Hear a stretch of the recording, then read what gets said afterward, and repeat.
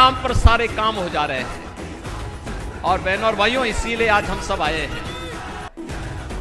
आपने देखा होगा, मैं केवल आपसे एक बात पूछना चाहता हूं, कांग्रेस का घोषणा पत्र आपने देखा होगा। एक प्रकार से यानी इंडी गठबंधन जो है, कांग्रेस, सपा और उनके साथ जो और भी तमाम लोग जुड़े हुए हैं, इन सब का गठबंधन है ये। और ये गठबंधन कैसे? स्वार्थ का गठबंधन है। ये गठबंधन देश के लिए नहीं है। ये गठबंधन किसके लिए है? आज आपने देखा होगा, पाकिस्तान का एक मंत्री, पूर्व मंत्री राहुल गांधी की तारीफ कर रहा है। यानी भारत में कोई तारीफ नहीं करता, क्योंकि लोगों को मालूम है जब भी भारत पे संकट आएगा तो राहुल गांधी सबसे पहले इटली भागेगा। तब उसे भारत की याद नहीं आती है, तब उसे भारत की जनता याद नहीं आती है। लेकिन जब चुनाव आते हैं तब रामलला भी उनको याद आते हैं। तब वह उत्तर प्रदेश में आ थमकते हैं, फिर चुनावी गठबंधन करके फिर गायब हो जाएंगे, फिर 5 वर्ष तक कभी नहीं दिखाई देंगे। और बहनों और भाइयों, मैं आप सबसे यही कहने के लिए आज आया हूं कि भारतीय जनता पार्टी ने एक और गरीब कल्याण को लेकर के, भारत को आत्मनिर्भर और विकसित भारत की संकल्पना को लेकर के मोदी जी के नेतृत्व में इस चुनावी समर में आपके बीच में उतरी है। मोदी जी के नेतृत्व में विकास हुआ है और विकास होगा। भारत को विकसित भारत के रूप में स्थापित करेंगे। लेकिन दूसरी तरफ इंडी गठबंधन क्या कहता है? कांग्रेस और सपा का गठबंधन क्या कहता है? वो कहता है कि वह पिछड़ी जाति के लोगों को मिलने वाले आरक्षण को काट करके अल्पसंख्यकों को दे देगा। वह कहता है अनुसूचित जाति के लोगों को मिलने वाले आरक्षण में से कुछ हिस्सा काट करके वह अल्पसंख्यकों को बांट देगा। बाबा साहब भीमराव अंबेडकर ने कहा था कि धर्म के आधार पर आरक्षण नहीं हो सकता। धर्म के आधार पर आरक्षण भारत के विभाजन का आधार बना था, और ये स्वतंत्र भारत धर्म के आधार पर आरक्षण स्वीकार नहीं कर सकता। फिर कांग्रेस और सपा के लोग क्या चाहते हैं? क्या देश का फिर से विभाजन चाहते हैं? ये लोग किस आधार पर लड़ाने का कार्य कर रहे हैं?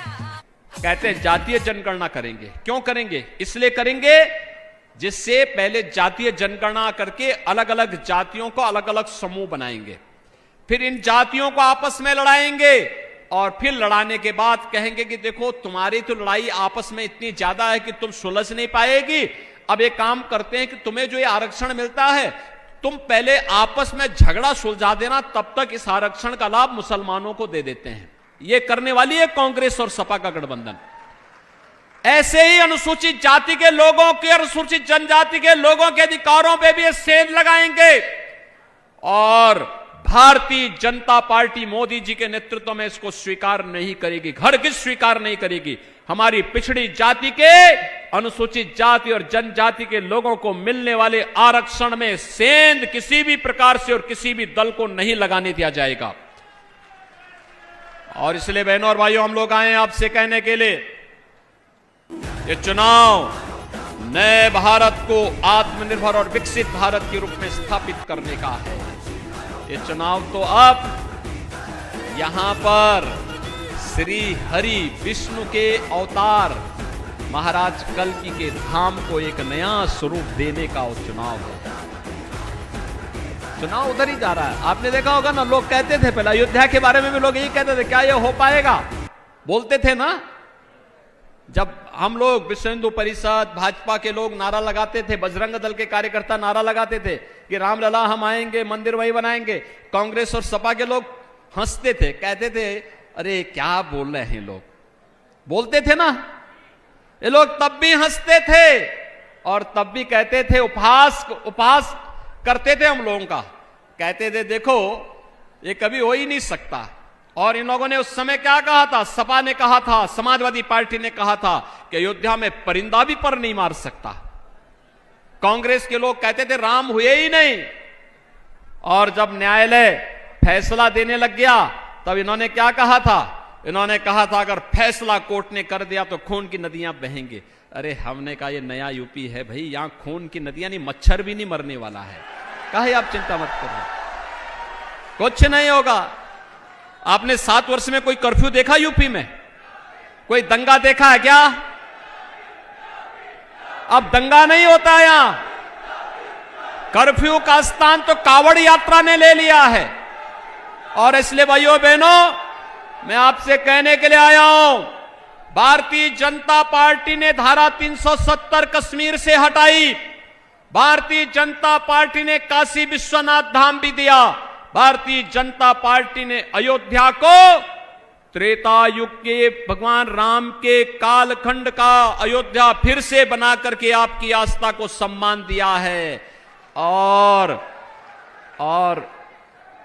कृष्ण कन्हैया के मथुरा वृंदावन के लिए भी एक बड़ी कार्य योजना के साथ हम आगे बढ़ चुके हैं। और मैं बोलना चाहता हूं, भाई हमारा एजेंडा तो एकदम तय है, हम करेंगे। लेकिन मैं पूछना चाहता हूं समाजवादी पार्टी से, क्या वह भी, छोड़िए और जगह छोड़िए, केला देवी के लिए न किया, उनसे गलती हो गई, नहीं किया उन्होंने। अयोध्या के लिए उन्होंने, उनके मन में जो भी भाव था उन्होंने जो कर दिया हो गया। काशी के लिए जो किया नहीं किया उन्होंने, नहीं कर पाए। मां विंध्यवासिनी धाम के लिए नहीं कर पाए। लेकिन क्या मथुरा वृंदावन के इस कार्यक्रम में जिसको लेकर के हम लोग आगे बढ़ रहे हैं, क्या समाजवादी पार्टी क्या इस कार्य में, इस पुण्य कार्य में सहयोग कर पाएगी? आप पूछना उनसे। और बहनों और भाइयों, जब ये ना आपको सुरक्षा दे सकते हैं, ना देश को सम्मान दिला सकते हैं, न गरीब कल्याण कर सकते हैं, न विकास ही करा सकते हैं, न आपकी आस्था का सम्मान ही कर सकते हैं, तो फिर इनको चुन करके क्या करेंगे आप? काहे इन बोझे को ढोने की आवश्यकता है? और फिर संभल में तो मैं आपसे कहना चाहूंगा, जिनको भारत माता की जय जयकार करने में संकोच होती हो, उनको भारत की संसद में जाने का अधिकार भी नहीं होना चाहिए। जिनको भारत का राष्ट्रगान और राष्ट्रगीत पसंद नहीं, जिनको भारत का राष्ट्रगान और राष्ट्रगीत पसंद नहीं, जिनको भारत का संविधान पसंद नहीं, जो भारत माता के प्रति सम्मान का भाव नहीं रख सकते, भारत के विकसित भारत के बारे में जिनके मन में आदर का भाव नहीं है, उनको देश की संसद में ही नहीं बल्कि भारत की धरती पर भी रहने का अधिकार नहीं होना चाहिए। और यही मैं संबल से आप सबसे अनुरोध करने के लिए आया हूं कि बहनों और भाइयों, ये नया भारत अपनी जनता की सुरक्षा और उनकी समृद्धि का और उनके सम्मान को भी रखना जानता है और देश के गद्दारों से निपटना भी जानता है, अच्छी तरह जानता है। और उसी के लिए आपका आह्वान करने के लिए आया हूं मैं आज कि श्री परमेश्वर लाल सैनी, आपने देखा होगा परमेश्वर लाल सैनी सम विषम परिस्थिति में एक समान रहने वाला कार्यकर्ता है। सम विषम परिस्थितियों में, हार में या जीत में, किंचित नहीं भयभीत में, यानी वह किसी भी प्रकार से कोई वो नहीं